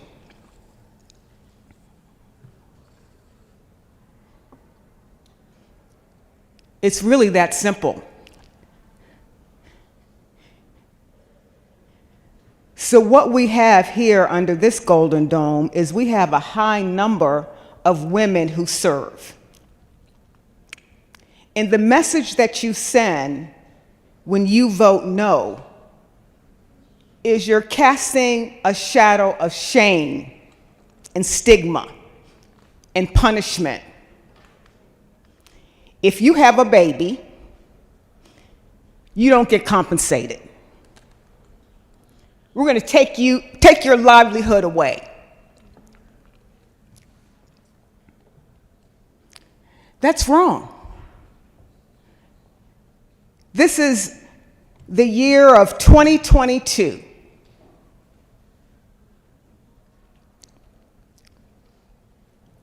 And of course, we know that men can't get pregnant. So your compensation will never be taken away.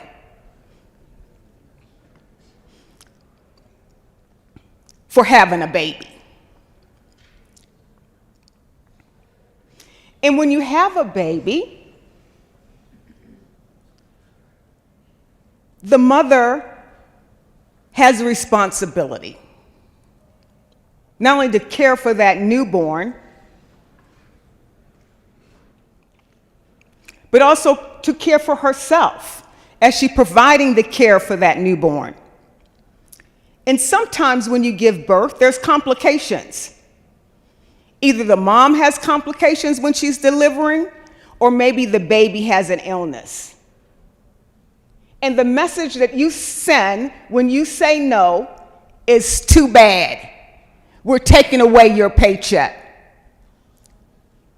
Do you know all around corporate America, they may not be serving in this body, but all around America, in all kinds of different work settings, if a woman is pregnant, in most corporations, they are compensated because they value their work.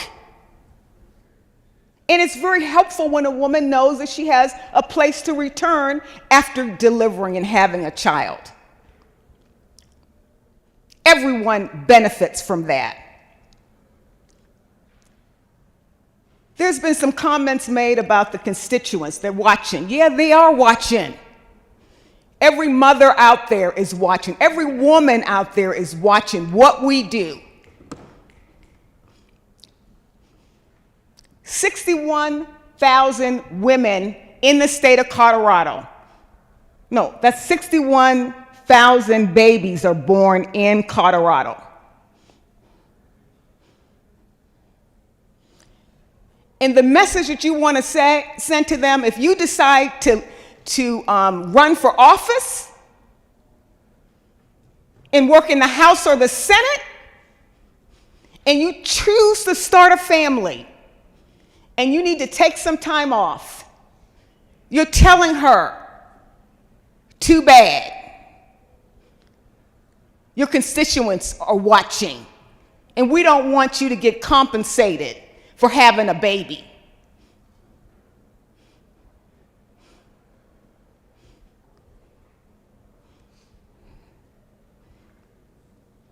I believe that's the wrong message to say to little girls or to young women who have aspirations to lead in this body,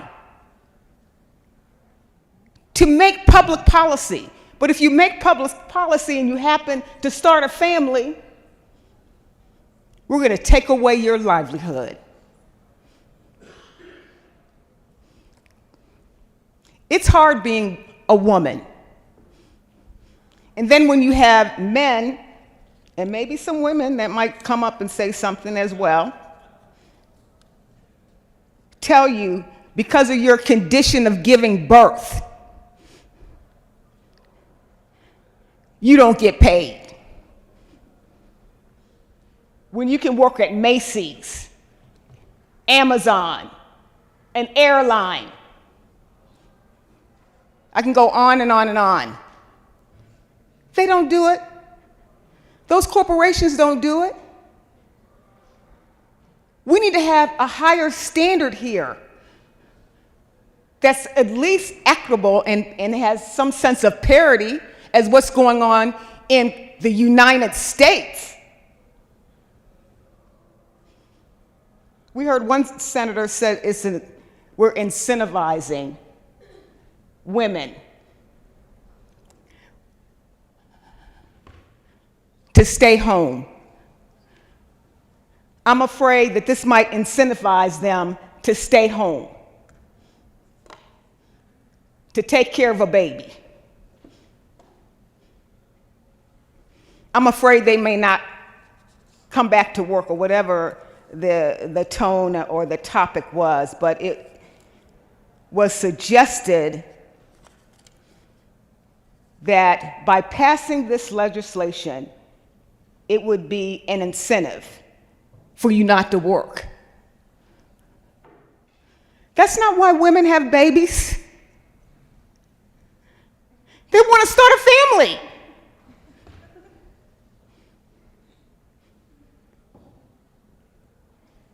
And what it takes to raise a child, and with the pay that we get, you know how much we get paid, and you think that's an incentive? We work long hours down here, more than 40 hours a week.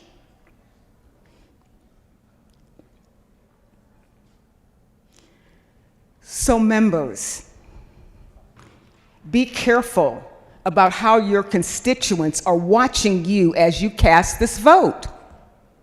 Because you're sending a strong message to women who may be thinking about either running for office or having a family or starting a family, that there might be consequences because somebody's going to tell you that if you do give birth and you serve in this body, no compensation. The little compensation that you get, you're out of luck. Don't put women in a situation that they have to make a choice between having a child and working in this building. Yeah, we all have choices to make, and you have one to make today as it relates to this Senate Bill 184. So I hope that you stand with women who are watching and who serve in this chambers, that you vote yes.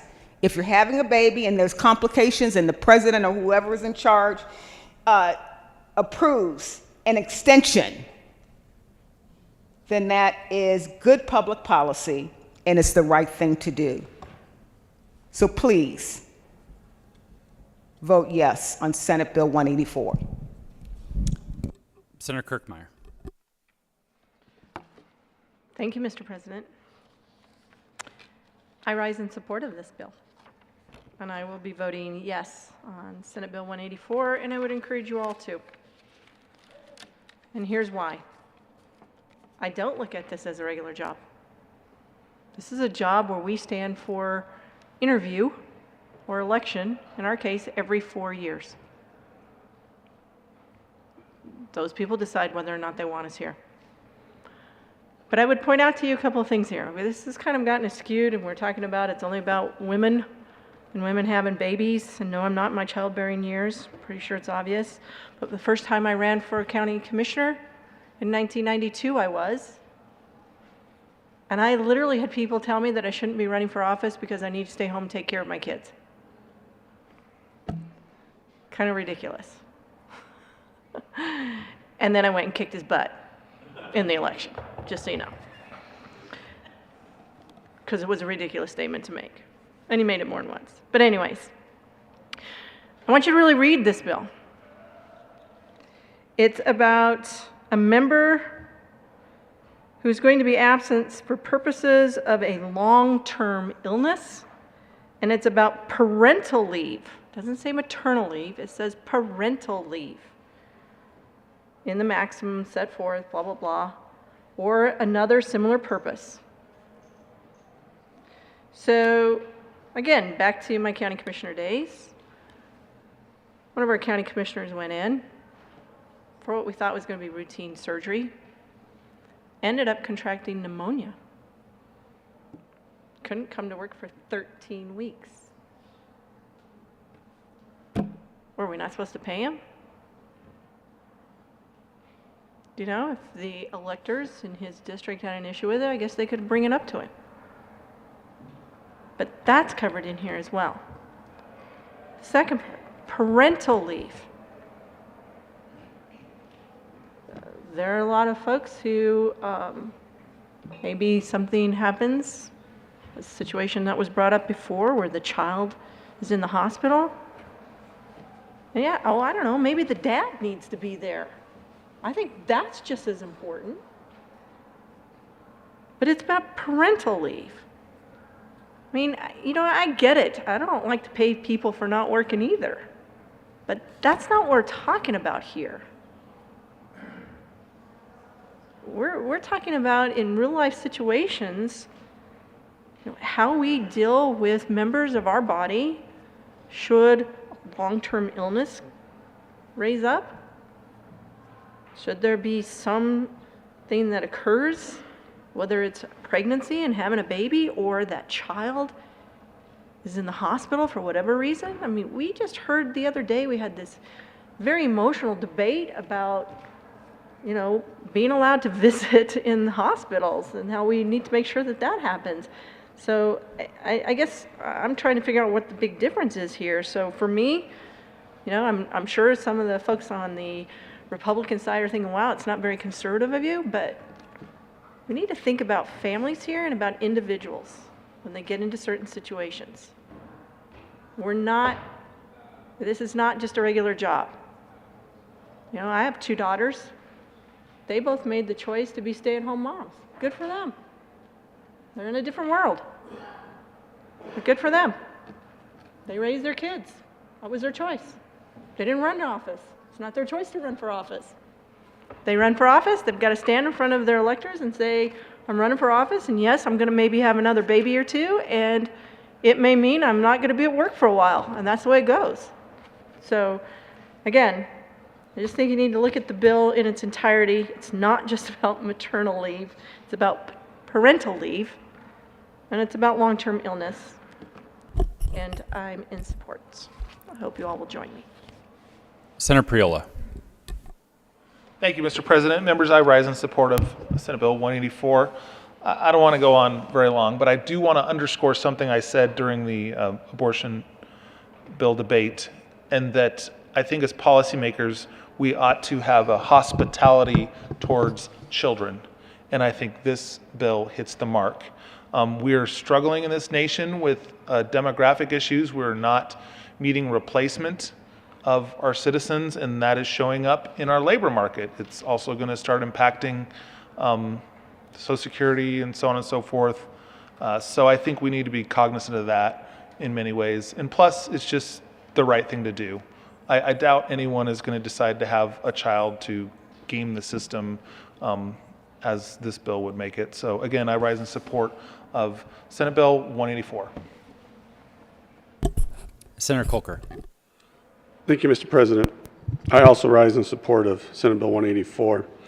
And like the good senator from Weld County, I want to make sure people understand what else we're talking about, what other situations that we could find ourselves in. It says on line 20 on page 2 that the President of the Senate or the Speaker of the House may approve a member of the respective House for an absence for purpose of a long-term illness, so not just pregnancy or being a parent. And I want you to put yourselves in that situation of someone close in your family who passes away. And whether that could be your spouse or your child, or they come down with an illness that requires you to step away. I can't resign my position if my child gets sick, because this is a job that I get health insurance. And I need this job to pay for that care. So if my child comes down with cancer, God forbid, and I need to step away to be there for my child, it's another sample of what we're trying to do here, is to make sure that everyone is being treated equally, and that we can account for the lives of those not only that we serve, but that we love. And so for that, I encourage an aye vote. Senator Henriksen. Thank you, Mr. President. This is not a traditional job, and I've worked, most of the jobs I've had have been traditional jobs. You put out a resume, you reply, you interview, you have the job. You have to want to do this job. You have to put in months of campaigning. You have to call and ask for donations. You have to go out and, go door to door. And it is not an easy job to get. It is something you want to do. There is only one other job that I've had that you have to want to do it. And it was when I was in the Army. And the Army has, all branches of the military now have a policy very similar to what we're discussing right here. For 6 weeks for all service members upon the birth of a child, some exceptions included specifically in case of war. I experienced that because I got a call 8 days after my son was born, letting me know that I had been switched to a new brigade. Was the 299th Brigade, BSB in 2nd Brigade at Fort Riley, Kansas, and they were slated to deploy to Iraq in 4 weeks. And 2 days after that phone call, while I was sitting in my new battalion commander's office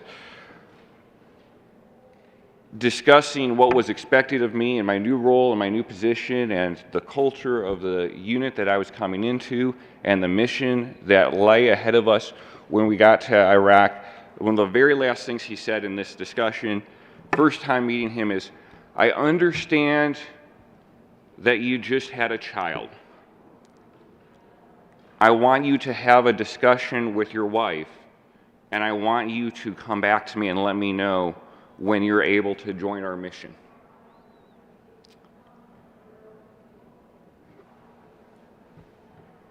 I spent an extra week with my wife and son, spent the next 2 weeks preparing for our deployment, and deployed on time with the unit, along with all the other members of the unit. But colleagues, I would press you that if in a time of war it is possible for a military commander to say, "We'll figure it out, we will make this happen, and you can join us when your family is ready," then certainly we can do this for the members who serve the people of Colorado in the General Assembly. I urge and I vote. Thank you.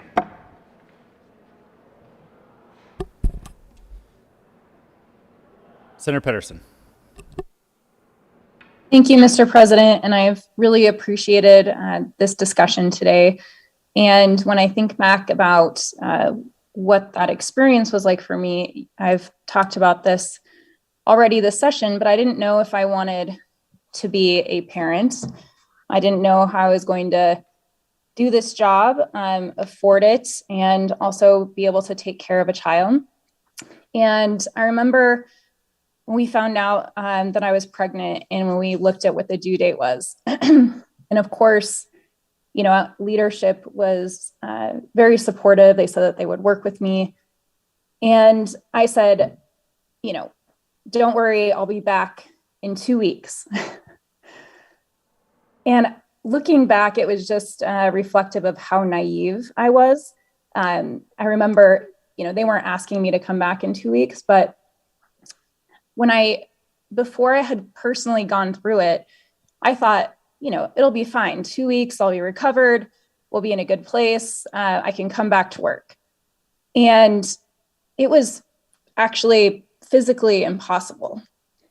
You hear how difficult that early time is right after birth, trying to breastfeed, take care of your child while you're also recovering. But you truly don't know what it's like until you go through it. And so it's not like, some people who haven't had kids, I remember the conversations of, well, it must have been really great to have that time off with your baby. It was absolutely not time off. Breastfeeding and 14 hours a day, you're sleeping maybe 3 hours a night. You're barely able to focus on feeding yourself because of how much work it is continuously throughout 24 hours. You don't get a time off. And how important that is to the health and well-being of your child.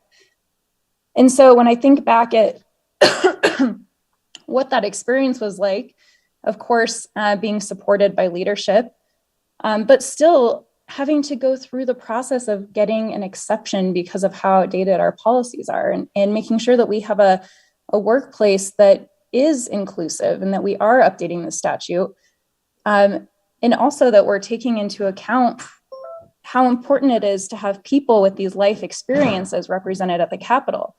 Looking back, thinking about how naive I was on what toll it would take on my body, what the actual experience would be like, what the recovery time looked like. And then, even more importantly, what it has been like for me as a mom to, I've always cared about all of the issues around paid family leave and access to early childhood and childcare. But when you're going through these experiences yourself, you have a much different appreciation. And those experiences are what people across Colorado are going through. I'm a much better legislator because of my life experiences as a mom. So I really appreciate that we're getting this done my last session to make sure that we are valuing legislators who are there, who are starting families. And I ask for your support. Further discussion on Senate Bill 184. Seeing none, the motion is the passage of Senate Bill 184. Are there any no votes? Senators Sonnenberg, Liston,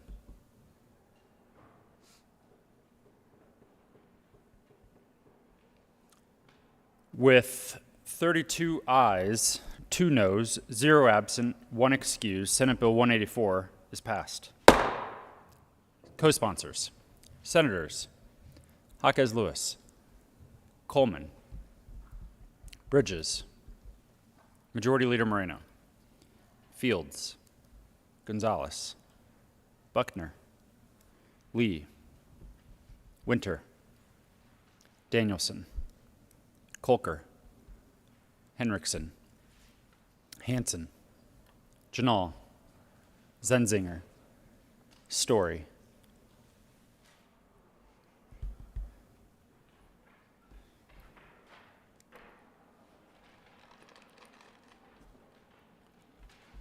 Consideration of governor's appointment consent calendar. Will the clerk please read the appointments listed on the consent calendar? Members of the Colorado Prescription Drug Affordability Review Board for a term expiring September 27, 2022, Amaryllis Amy Gutierrez, Farm D of Aurora, Colorado, appointed. Majority Leader Moreno. Thank you, Mr. President. I move for the confirmation of the one appointment listed on the governor's appointments consent calendar, which includes Dr. Amy Gutierrez as a member of the Colorado Prescription Drug Affordability Review Board. Is there any discussion? The motion is the confirmation of the appointment on the consent calendar. Are there any no votes? With 34 ayes, 0 noes, 0 absent, 1 excused, the appointment is confirmed. Announcements.